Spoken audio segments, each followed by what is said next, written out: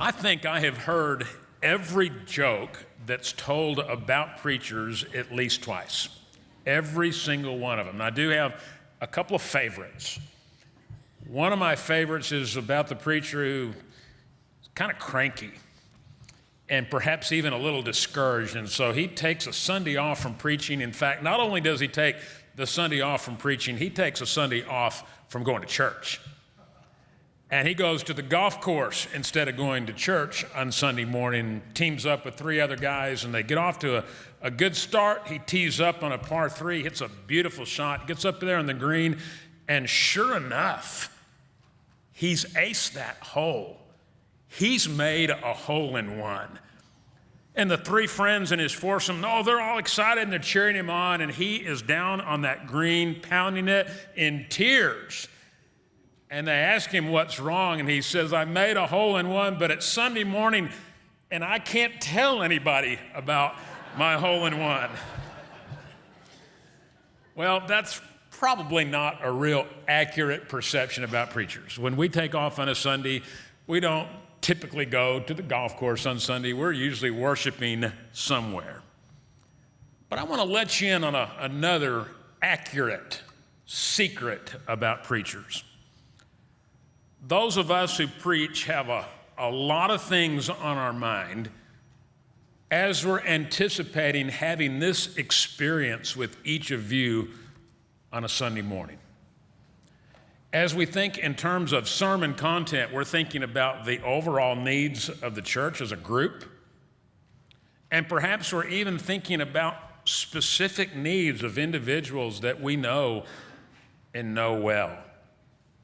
Challenges they're facing in their life, maybe some sort of crisis or difficulty or even walking through grief.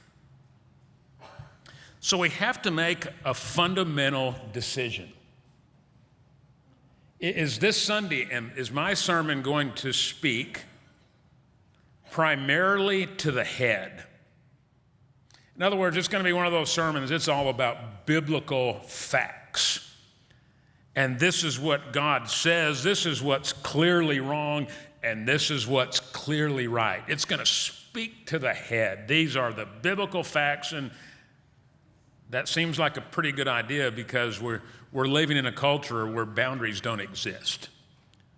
And so knowing what God expects and being reminded of what God expects, I think that's pretty important, is it not? Or perhaps we'll decide, no, I really feel like my message this week needs to speak not primarily to the head, but primarily to the heart. When you think about the parable of the prodigal son in Luke chapter 15,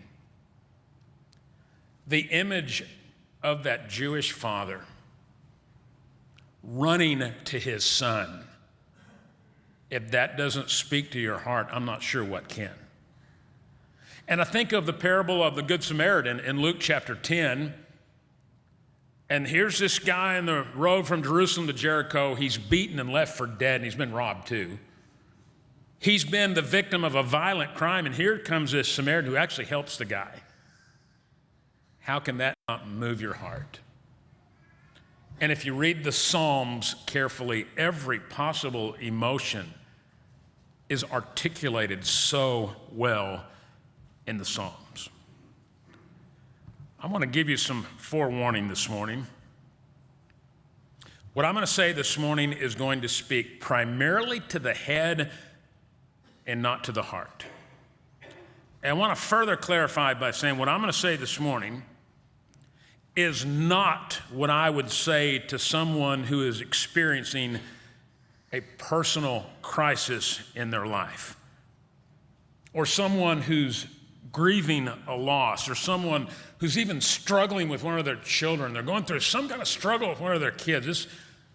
This is not what I would say to them. Instead, in that context, I would listen with my heart and I would speak with my heart. So today we're gonna focus primarily on the head. James chapter 1, verses 2 through 4. I'm going to read it twice. We're going to have a little interesting exercise this morning. Short text, powerful text. James chapter 1, 2 through 4. So in this first reading, listen primarily with your head. Think about the facts of the passage. What facts is he getting across in this particular passage? Listen with your head to James chapter 1, 2 through 4. Consider it pure joy, my brothers, whenever you face trials of many kinds, because you know that the testing of your faith develops perseverance. Perseverance must finish its work so that you may be mature and complete, not lacking in anything. How does that speak to your head? I know my immediate response was, I want to raise my hand and say, yes, I want to. I want to have the ability to persevere, and furthermore, yes, I want to be mature and complete. I want to be a mature Christian, so I want to raise my hand and say, yes, I want to. That's my head response to James 1, 2 through 4. Okay, here's the second go around. Let's read it again. And this time, listen primarily with your heart. It's a passage talking about trials, difficulties in life, hurdles to overcome, things that are complex, and in many cases, very, very painful. How does it speak to the heart? Consider it pure joy, my brothers, whenever you face trials of many kinds, because you know that the testing of your faith develops perseverance. Perseverance must finish its work so that you may be mature and complete, not lacking anything. When I read it earlier this week, in speaking to my heart, names and faces came to mind. I think of friends who are facing unspeakable grief at this very moment. I think of people who have all kinds of difficulties and complexities going on in their life. Names and faces just went right through. And this text spoke to my heart as I think about these individuals doing everything they know how to persevere just in the manner that's described right here in this passage. Now let's just imagine, if we're going to use our imagination for just a moment, let's just imagine that you read this passage, James 1, 2 through 4, when you are in a particularly difficult chapter in life. Not much doubt that you're probably going to hear the message with the heart. I think back to 2012. That was a difficult year for me. From April the 15th till July the 11th, less than 90 days, I lost 3 very close friends. 2 friends that were my age I had grown up with who died before their 50th birthday. And then my close mentor and professor at Abilene Christian passed away on July the 11th that year. 3 people I was close to in less than 90 days. So I think back to reading this passage, I think back to what I was thinking, and perhaps more importantly, what I was feeling. And I remember thinking at the time, it just keeps coming. It won't stop. I felt like I was being bombarded with loss. It wasn't 1 loss, it was 3 significant losses. So I read this passage today and I look at that experience. That's been over 10 years ago now. And I view it through a much different lens than I did 10 years ago, and realize 10 years have passed, and I believe I learned some things from those experiences. I do believe I grew, and I do believe I experienced perseverance. That the experience of profound loss changed me and changed me for the better. And I do believe that is exactly what he is attempting to convey in this section of James. So he uses an interesting word, test. In the original language, test can mean to tempt, like a real temptation, you are tempted by something, but it can also mean test in the sense that it's challenging the very integrity of your faith. Another phrase that's pretty descriptive is the term suggests an unwelcome and unanticipated experience. Well, that's pretty good, isn't it? An unwelcome and unanticipated experience. Similar language is used in Luke chapter 10, verse 30, in reference to that parable of the Good Samaritan. It describes this man who, quote unquote, fell into the hands of robbers. That was an unanticipated and unwelcomed experience. So what James is saying, it seems sort of ironic, seems sort of odd, really. He's saying that trials are good. Verse 2, consider it pure joy. And doesn't that prompt a big question mark in your mind? But there again, he is speaking to the head. He is saying these trials are a good thing because they have the potential to foster perseverance in your life. So let's just pause for a moment. Let's think about that word. It occurred to me this week, I'm not sure perseverance is a word that's in our vocabulary. And it'd be an interesting exercise to walk across the street to Granbury High School and have some interaction with students and see if they have a good grasp of the meaning of perseverance. Again, I just think it's one of those things that in our language, we don't use that word very frequently. So perhaps some explanation and clarification might actually be helpful. Perseverance suggests the idea of staying power. So in terms of our life in the church, we're here to stay. We have some staying power. We're here to persevere. And in terms of our really important relationships in our life, we're not going anywhere because we have staying power. It suggests the idea of determination under adversity or the ability to stand one's ground. Boy, as you very well know, we're not living in a time when it's easy to be a Christian, is it? And so the importance of having the capacity to stand our ground when it's appropriate and fitting. Perseverance suggests the idea of persisting.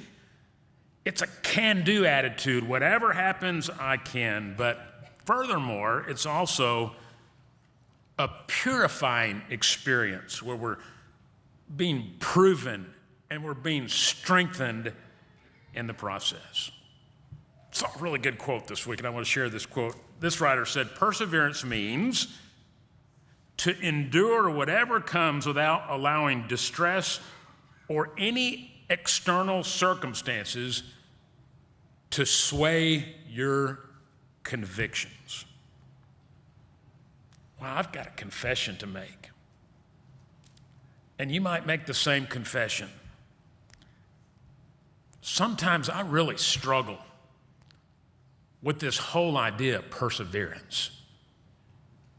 Sometimes I think, forget it. I've had it up to here and I've had enough. I'm not coming to church on Sunday morning. I'm going to play golf. You've been there? You say, I'm not into this perseverance thing. I have some other choices that I'd like to make in place of perseverance. What I'm about to say is going to sound terrible. You're going to think I'm awful. But I think it's true. Sometimes when we choose not to persevere, we become passive-aggressive with God. That's a horrible thing to say, isn't it? The very idea that we are passive-aggressive with God. Well, let me clarify what I'm saying. That's when we get in that mindset, God is unfair. what I am experiencing in life right now, it's unfair. God is unfair, and I don't deserve this. So I'm going to be passive aggressive with God. I'm just going to have a sullen demeanor about me. I think I'll just go in a corner and pout because I really don't appreciate the circumstances in life that I'm facing at the present time. Do you ever get angry? Angry with your circumstances? Not being passive aggressive, you're just openly angry, you're just mad. And perhaps you even convey, I'm mad with God because of what I'm facing in my life at the moment. I do believe it's especially hard when those we love are experiencing significant trials. Wouldn't you rather have pain yourself than to watch one of your children have pain? It's really, really hard when somebody we're close to is experiencing those trials and those same feelings surface. God is not fair. I am frustrated. I am angry. So on that very note, I'm going to share a story with you this morning, and just a little forewarning. It's not going to be easy to hear.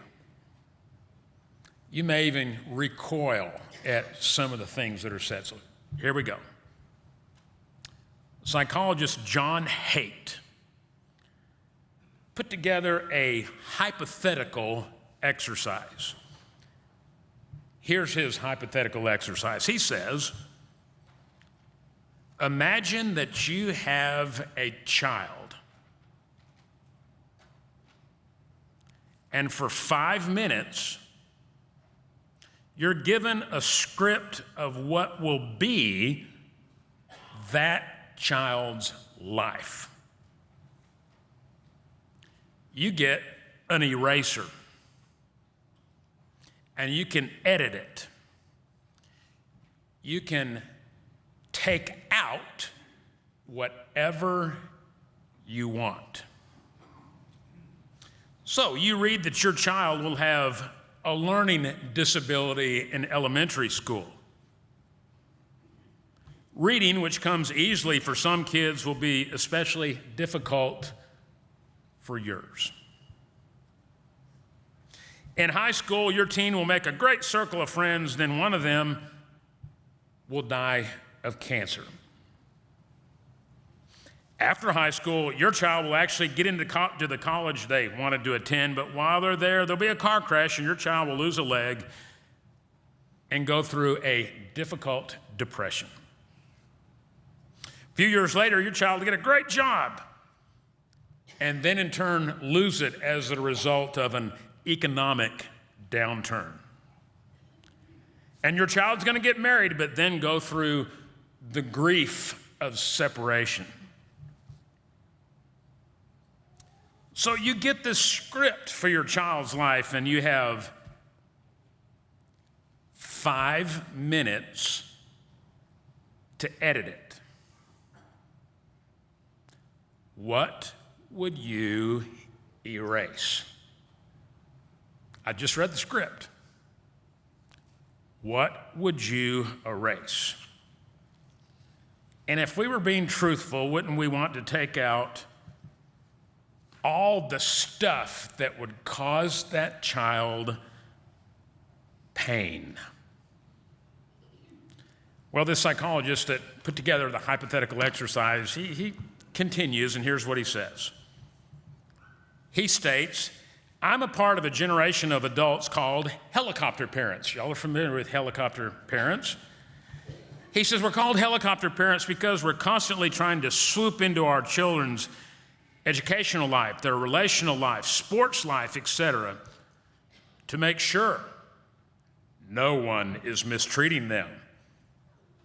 No one is disappointing them. We want them to experience one unobstructed success after another. So Haidt goes on to say, if you could wave a wand If you could erase every failure, setback, suffering, and pain,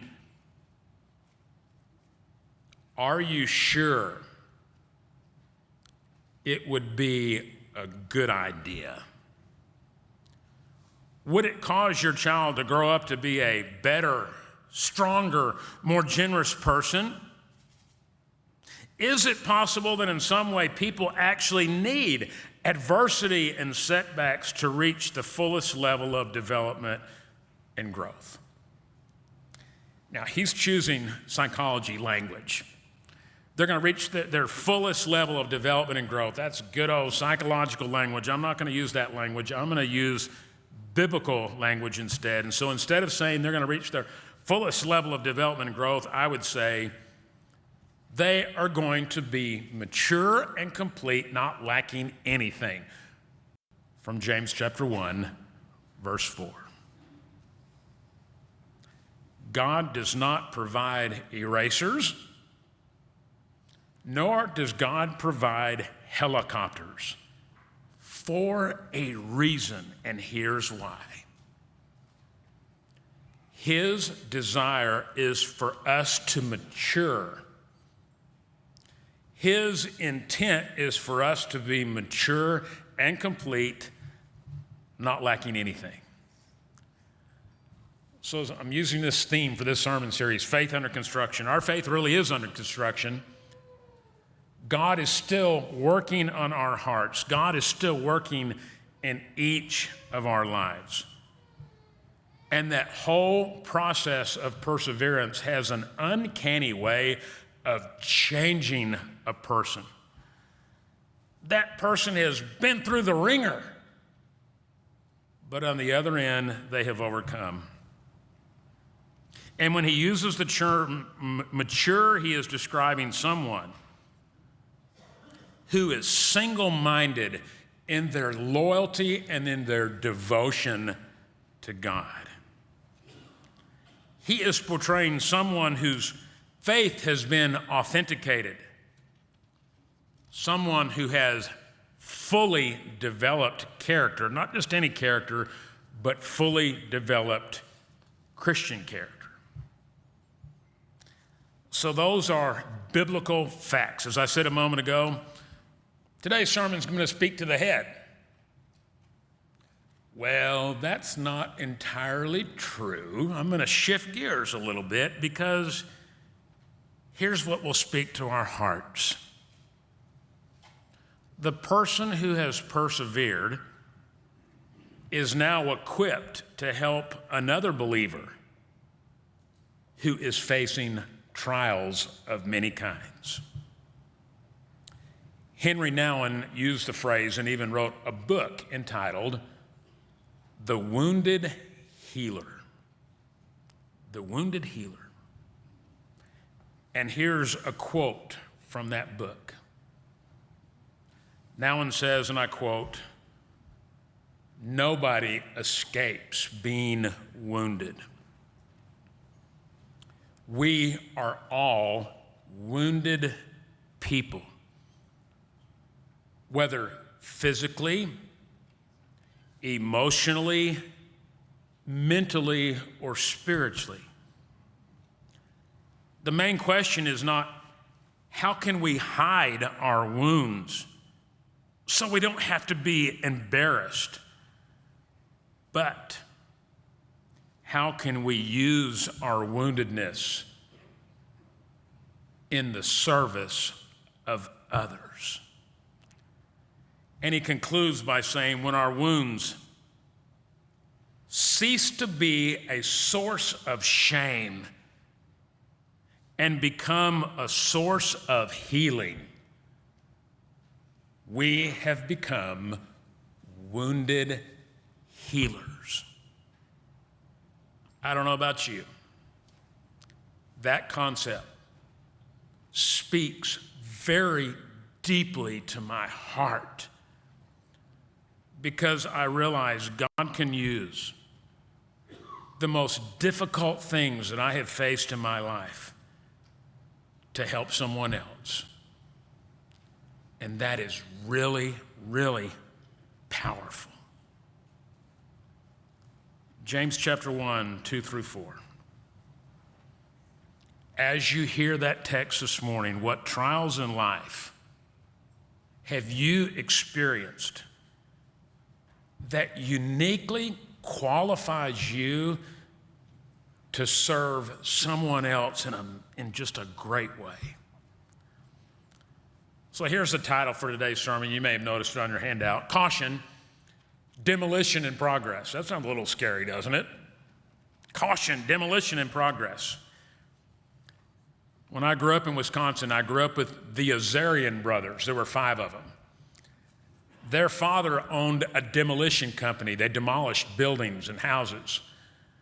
My dad was a corporate guy, went and sat at a desk. I always thought, how cool would it be to have a dad who demolishes buildings, you know? Wouldn't that be fun? I'm gonna go with my dad to work. We're gonna tear some buildings down today. So the Azarian brothers, who now are running that company since had passed on to the next generation, I actually learned some things about demolition from the Azarian brothers growing up with them. Here's what I learned. It doesn't always go as planned. Oh, and you can't imagine the things that can happen when you're demolishing a building. It doesn't always go as planned. Secondly, it takes a lot more time than you might think when you're gonna knock down, especially a commercial building. And man, is it ever messy. It's as messy as it can be. So, caution, demolition in progress. Be some demolition going on in terms of trials and challenges. And life may not go as planned. It's going to take some time, and I can guarantee you it's really going to be messy. So I'm going to offer an invitation this morning. Go back this week. Read this passage. Read it repeatedly. James chapter 1, 2 through 4. And as you read it, how are you handling the trials you're experiencing? And in what ways is your faith growing? And finally, how can you serve others in a meaningful, unselfish way? Let's sing our invitation song.